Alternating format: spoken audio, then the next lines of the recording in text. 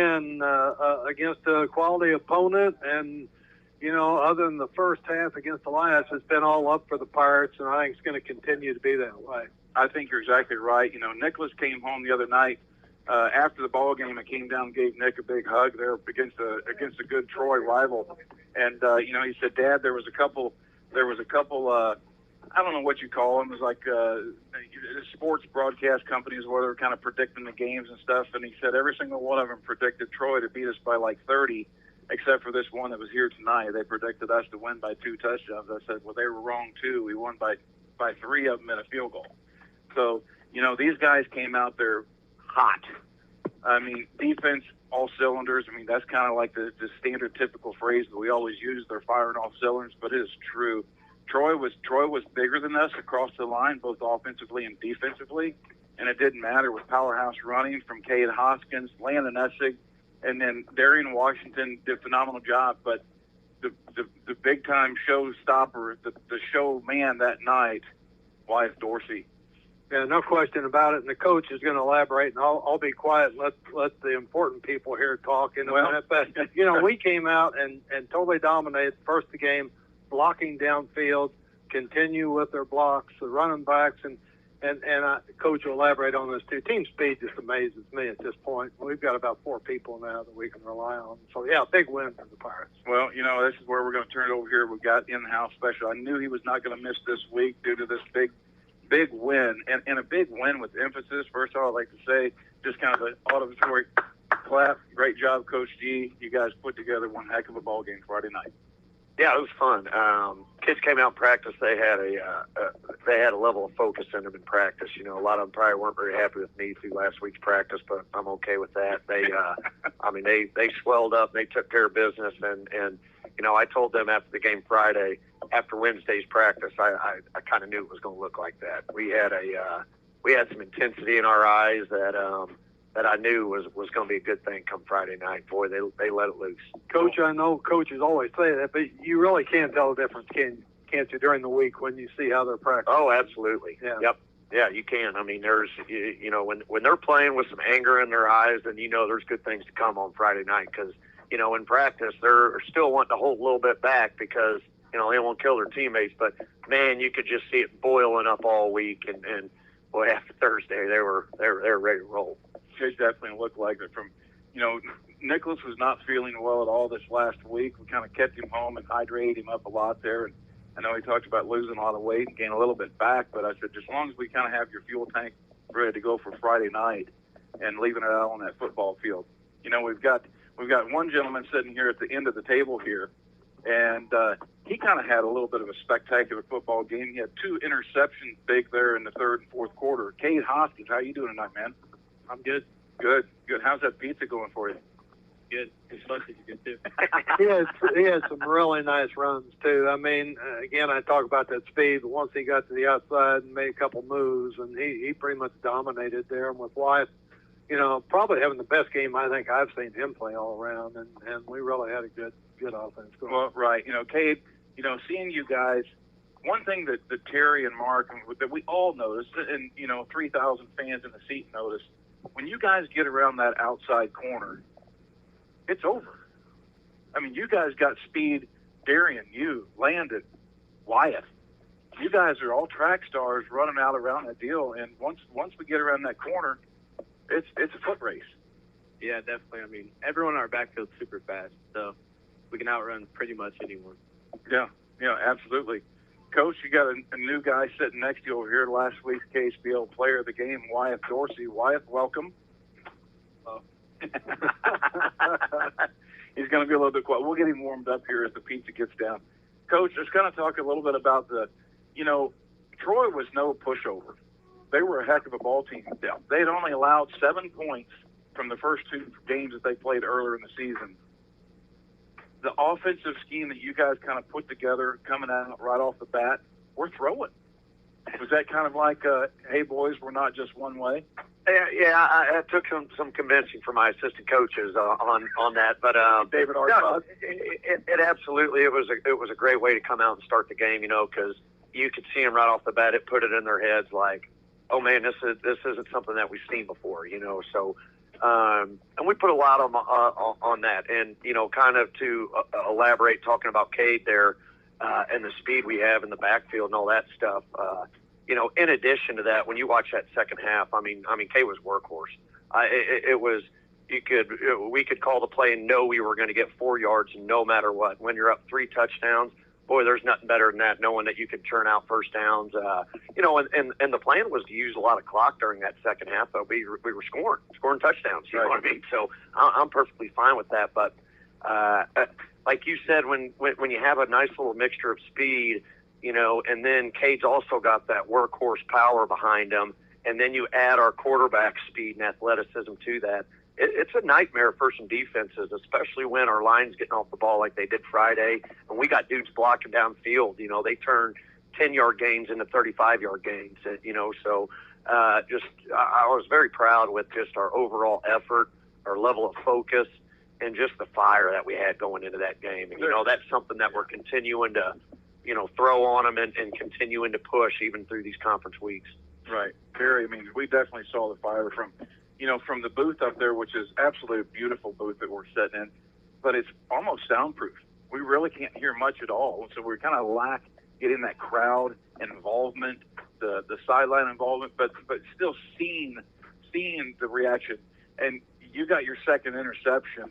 I thought your dad was going to go on the field there and hit somebody. There was no good. Oh my good Lord, here goes Jamie out there. He was on the field. He was on the field picking up Cade, patting him on his head. I was like, I don't know if he's excited because he did the second interception, in series, or if Cade did something wrong. But I was like, oh my God. So Cade, that's the thing about our secondary. I don't think those guys had seen, in the week before, that quarterback was 11 of 14 for 220 yards and 3 touchdowns. I don't think that they had seen anything what you guys put together. Yeah, our DBs all play great. I mean, it definitely helps when you got a good secondary back there, because if the DBs make a mistake, that's a touchdown. So. No, you're right. And actually, one time, it was like third quarter maybe, and Carter Dow he's legit. He's a big back. I thought he was gone, and then Cade tackled him out of bounds over there. I was like, holy smokes! Well, everything complimented, and I'm going to give this headset down to Wyatt and the other guys. Wyatt, you played an outstanding game the other night. Best you played. You threw the ball well, run the ball well, and Reed made a big time catch. He went up the ladder on that one catch, and yes, everything was clicking offensively. Yes, he did. But and as far as Aiden, what kind of defense do you guys grab that mic there from Cade? Aiden plays defensive tackle, defensive end. What kind of defense are you guys running? Aiden, is it like a 44, a 53 type of deal? How many down? There's hand signals across the table here. I'm not going to lie. It's like playing cards. There's no table talk. But you guys kind of play 4 down linemen, kind of 2 defensive ends and 2 defensive tackles? Yeah, that's what we do. We run a 4-2-5 usually. We change around, but that's usually what we run. 4 down, 2 linebackers, and 5. Yeah, correct. Yeah. Good thing about that, and kind of, you're talking to Aiden because he plays a lot of different spots. Is with doing that, you have the ability to pull some guys off and give more of a 3-4 look. You can stick another hand down and blitz a dude. Aiden's got that ability to put his hand down and the strength to be able to play a good D tackle or a good D end. He can also pop out and play a good outside linebacker too. And having those skill sets is what allows us to do and mix up all those different things. Right. Now, back to Wyatt here. Wyatt, out of all your weapons, a lot of guys have a favorite. Do you have a favorite receiver, or is it really just kind of I see T-Rex with the long arms, hands up in the air. Do you have like a favorite receiver that's kind of like your principal guy you look for, or is it kind of the play you're looking for? I mean, not really a favorite receiver. I mean, Reed, Darian, and Trey are all probably the main 3 that I would target. Yeah. Reed, Darian, and Trey. Yeah. I mean, Trey gets the ball through. Well, the one that's really surprising to me, and he's been productive as holy heck, Mr. Arthod. Yeah. Mr. Arthod. I mean, I didn't know who that was at first when he caught the first pass down there at Elias. And I'm like, oh, my goodness sakes. And he's been an integral part for us the whole time. and he's going to be that way for the rest of the way through for us this season too. Not only as a linebacker on defense side, but then as a tight end there too. I mean, do we have any double tight end sets with like Big T-Rex and Arthod? Yeah, we haven't seen that just yet. You know, we've got 4 tight ends that can step.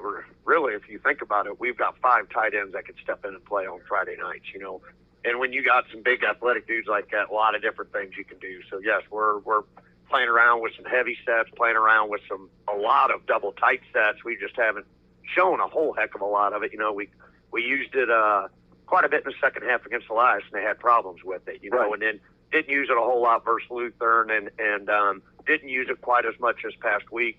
But that's something that we've definitely worked on a lot through the preseason, is a lot of double tight end looks and doing some different things out of those heavy looks. Right. You know, we've got here in a second, guys, we're going to turn it back to the studio here for about a 90-second commercial break here. But when we get back, we'll kind of talk a little bit more about this previous week here, about this big win against Troy Buchanan, kind of what that does for us now that it sits at the top of our District 5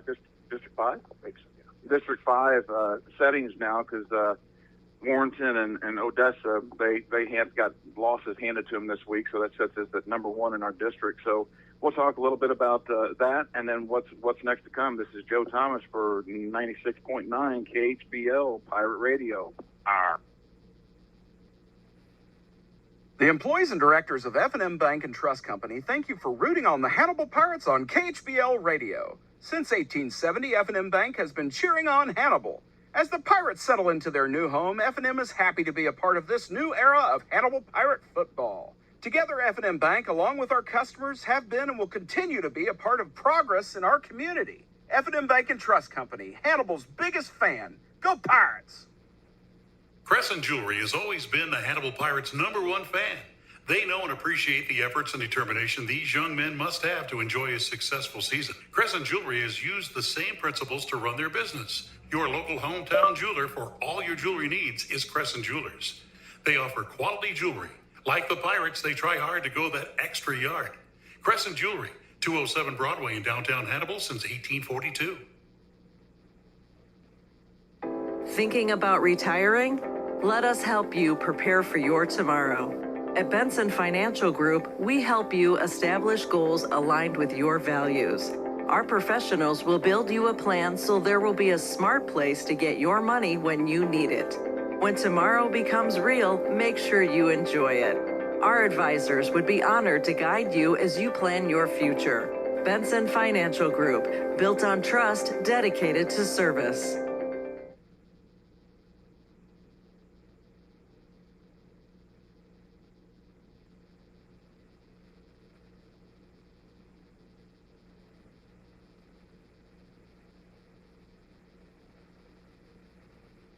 All right, welcome back, Hannibal Pirate fans. This is Joe Thomas at 96.9 KHBL. We're down here at Frozen Sippy's 108 North Main Street here at Marcus Island, and just watching the football players devour pizza like it's air. Sitting here talking football with Coach Jessica Schwinder and Terry Sampson, and we got a lot of the Hannibal loyal in here tonight with us too. So, Coach, a minute ago, before the commercial break, I kind of said, that we were sitting there third in our district ranking there behind Warrenton and Odessa. Warrenton took a big L, 35-0 against Liberty Winsville, which is a Class 6 team also. But then Odessa, who was in second, they took a loss to Mexico, 48-43. Now, it's kind of hard to kind of do comparisons, but we all do. But now that puts our big win against Troy, puts that Hannibal Pirates back on top of that district where we're used to being at. And I think last year we kind of we weren't there at the top there, but I think it kind of messed with us a little bit there. But we're back on top now. Now the road we got ahead of us is definitely not like it was starting off with Elias and then Troy here in the third game. So it's a little bit, it's tough, and we still got to play ball games. We still got to execute. But what do we have kind of coming up here in the next few weeks? Like you said, starting conference play, and there's a few tough teams in our conference. Mexico always poses problems. We as of right now, Kirksville's a conference champion right now. So, we got that sitting ahead of us too. So there's going to be some fire coming into these next few weeks and everything. And really, it's a case of we're always just preparing for the end of the year. it's not, we're preparing for the team at hand, but we're also, everything we do is looking to make sure that we're playing our best football in November, so if there's things that we're not doing very well, even if that's not the most important thing coming into this week, those are things that need to get fixed now so we can continue to work them and rep them and everything throughout the year. And like I said, hopefully, once we get into November, we're playing the best football we've played all year. And that's something I've told these guys over the last few days and after last week. We were twice the team this past Friday than we were week one, and we'll be twice the team in November than we just were this past Friday. So, well, being up there watching the football game, I think that's quite remarkable because watching what you guys did, executing on all areas of the game, that's scary, man. That's really scary. Really is. I mean, I know we got Wyeth at the helm back there, and Wyeth watching you back there, reading your guys, throwing these soft touch passes or bullet passes, whatever is needed, but then also making that time to make that break and then busted for like 64 yards and a touchdown there. That has to be a big, lifting deal for the team there too. Yeah. So, I got T-Rex over here laughing because he doesn't think that I know things, right? But I mean, that type of having that type of weapon there with us in that backfield is huge. So looking at this game this week, Wyeth, what are you looking to produce for yourself? I mean, probably just both pass game and run game. Just have a good game, really, and just kind of take what the defense gives me and we got to operate on all cylinders and just try to get better every week. Right. You can use, letting the plays develop, not forcing things in there, just letting it develop and going with it. I mean, and when watching what you did here this last week, whatever. Now, Coach G, has Wyeth got the green light to do an audible from the line there to see different defensive yet? Has he got that trust in you yet? I mean, I'd be perfectly fine if he called an audible as long as everybody else knew what the audible was. Right. Right. But no, I mean, you saw Friday night. Wyeth's playing with confidence. You know what I mean? And when he's playing with confidence, he can make every play on the field. So, could be more happy with him. And we all know he's got the work ethic that he's never satisfied. He's just going to keep getting better and keep fixing things, make himself better. Right. I've got another big guy on my right side over here, Nick Thomas. I kind of know him since he lives in my house and eats all of my food. But Nick, you had one heck of a ball game the other night. You had some big guys lined up across you. The entire offensive line, you guys were doing great things, getting great blocks, getting on down the field there for them. Did you have a little bit of extra motivation going into that Troy ball game?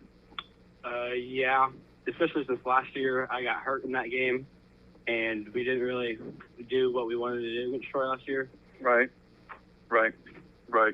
So I had a little bit more motivation just because I didn't get to finish the game, so I wanted to finish and kill them. You wanted to beat them up pretty bad. We get it there. And I think the offensive line for Wyeth, to give him that time in that pocket there, let him look over his receivers, do check downs, and then if he needed to, then he can take off and go with it. And I think you guys gave Wyeth that time that he needed for that. So that was excellent there.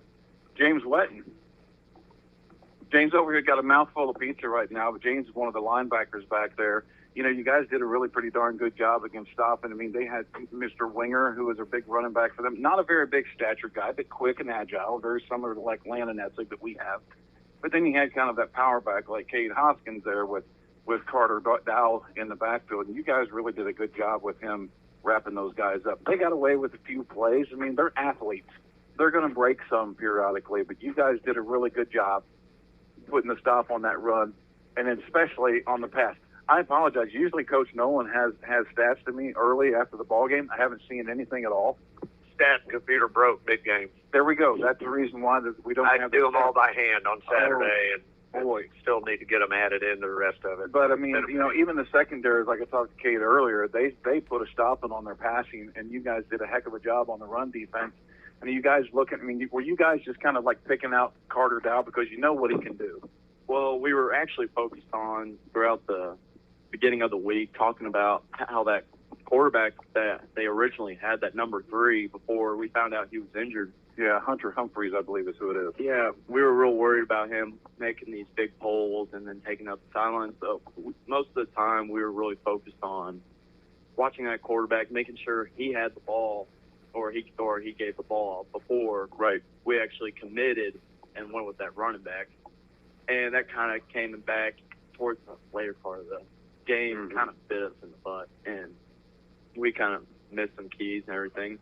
There may have been some key misses there, but again, those are some sensational athletes, running backs. They're going to make some big plays, but at the same time, they made a play, and then we turned right back around on offense and scored. That was huge for Hannibal, lifting that up. If we'd have given up a touchdown and then they stopped us and we give up another one, then you see a little bit of tides turn, but that didn't happen in that ball game. Yeah, it was really nice looking towards the offense, getting a break out of them, really driving down the field, and then basically keep taking that momentum away. Right, exactly. I thought our defense made great adjustments, like James said. They have a running quarterback coming in, and we're preparing for that. So, linebackers really have to be careful about reading their keys. Now you have to slow read it to make sure that quarterback's not keeping it. Well, they made great adjustments throughout the game, knowing that quarterback was not going to be pulling it and running it, so they could just read their keys and fly. And whenever they started doing that, boy, we made some big plays, especially in backfield, and like you said, put them in some bad situations and put our offense in good spots. Right. I'm anxious to see what I actually watched a little bit of the ball game tonight, or from Friday night today. Nicholas had told me that one of the sports groups that had it, they shot the game from the sideline of Troy. What is that, Trey? What's that? Yeah, Jeff Beat. And so I watched that ball game there. It was kind of a highlight deal, and anybody can go there on YouTube and look at it. It's about 15 minutes. Then I kind of looked and see what Fulton had. The interesting thing is I went on to Troy's newspaper site, and they talked about their first win, their second win, and they sure in the heck haven't printed anything about the butt kicking they just got. But Fulton had this much written about their football. And I actually watched a little bit of video against Osage. And I'm not sure what you'd call their offense that they run, but it looks like a double T cluster. How about that? The old double tight, double wing power sweep system. It's older than dirt, and really, a lot of the power offenses really, our split back veer was kind of derived from that style of offense. That morphed into a wishbone offense, which morphed into a split back offense, which morphed into a flex bone option offense. So, that is older than old type of offense. It is foot to foot line, double tight, double wing, and they are running with 11 dudes in front of them. Right. Well, it seemed like Troy started getting into some trick plays towards the end of the game there. In that second half of the ball game, doing a reverse from winger to Carter Dow. Just some old style trickery to kind of throw us off, to be able to get yards because we were stopping them. That's something that I know you guys were very frustrated last year down there at Troy. We could not get Carter Dow stopped. Yeah. And I knew that was going to be fixed with Coach Hoskins because I saw his soul come out of his body at that ball game in anger, and it didn't come out the other night. Like I said, he picked up Kate after the second interception. I was like, wow, this is it. Everything's coming together. So, but I'm going to send it back for one more little commercial break for about 60 seconds here. We've got some sponsors to get pick back up here, and then we'll come back and conclusion here with the radio broadcast. This is Joe Thomas, 96.9 KHBL. This is Marcus Allen, the owner of Frozen Sippies at 108 North Main Street in historic downtown Hannibal. Frozen Sippies offers a family-friendly atmosphere with frozen slushies for all ages. We're proud to carry Papa Murphy's Pizza for dine-in or carry-out. We have pool tables, dartboards, plenty of space to host private events, including bridal showers, birthday parties, and more. Phone number is 573-603-1113. Frozen Sippies, bringing a taste of paradise to your hometown. I'm Jordan Foey. And I'm Brad Kurz. We are your Edward Jones financial advisors in the Hannibal region. We're all about financial investments, but we also value the investments of time, patience, and encouragement that our young athletes receive from their coaches and teachers. That's why Edward Jones is a proud sponsor of Hannibal Pirate Football on KHBL. For all your investment needs, 573-221-1302 or edwardjones.com. Edward Jones, member SIPC. Right now, got it. Welcome back to Pirate fans. This is Joe Thomas. I'm sitting up here at Frozen Sippies at 108 North Main Street here at Marcus Islands, having a wonderful dinner tonight. Got Nick Thomas and James Wetton and Wyatt Dorsey, T-Rex Hoskins, baby T-Rex Hoskins, and Aiden Scott sitting in here. Terry sitting down here talking to the Wettons here. And I got Coach Jeff Griswinder as our special guest here, as hopefully have him every single week. Coach is going to just give us a little bit of preview for this week here for the listeners before we sign off. What is our plan against Fulton? This will be the last time that we play Fulton in many years, I think now, right? Yeah. Last time we play them, I don't see us getting back on the schedule. But coming into this game, Fulton, they got a new coach. They got a whole new offense system, a whole new defense system. Like I said, they run that old double tight, double wing, foot to foot. Try to get what they can get in a cloud of dirt type of offense. So it's going to be a case stop the run. I mean, I think they've thrown the ball 3 or 4 times in the last 3 games, something like that, or only when they've gotten down and had to throw the ball. But they're going to try to control the clock. They're going to try to run the football, and try to get 3-4 yards a pop and just churn out first downs. And they've done a pretty decent job out of that. They lost their first game by 1 point, lost their third game won their second game against California, I think. Yes, won their second game, 12-6 game. So yeah. Those types of scores. The first game 15-14. Those types of scores fit into exactly what they're wanting to do. They're not out there trying to score 50 points a game, but they're just trying to keep you under 20 and hopefully score over 20 and make it a short game by running the ball and chewing clock. So biggest thing for us is going to be win first down on defense, put them in long situations, make them do stuff that they don't want to do, and then either have to throw the ball for turnovers or kick the ball to us and let our offense get to work. Right. Well, I know from Danny, from Joel, from Terry, and from Mark. I know Mark is down in St. Louis today taking care of some personal stuff. And miss you, man. Get feeling better. And I know we're not going to see Mark down at the field on Friday night because he's going to be kind of preoccupied with a rehearsal dinner of his daughter. So this is the second of his 3 children that's off and away. I don't know when Alex will be going here, Terry. I don't know. So I mean, there's no rush, Alex. No rush. But we really get excited watching you guys play, and we all look forward to that Friday game. And then Tuesday evenings come down and sit and talk to you guys about football, what happened last week and what we're looking for this week. But, we really appreciate you guys and appreciate the supports of the family and the parents coming down here with these kids too. So from Joe Thomas, KHBL, with my partner Terry Sampson, Joel Booth, and Mark Dow, this is Pirate Radio. This is the Coach's Corner, 96.9 FM. We'll see you next week.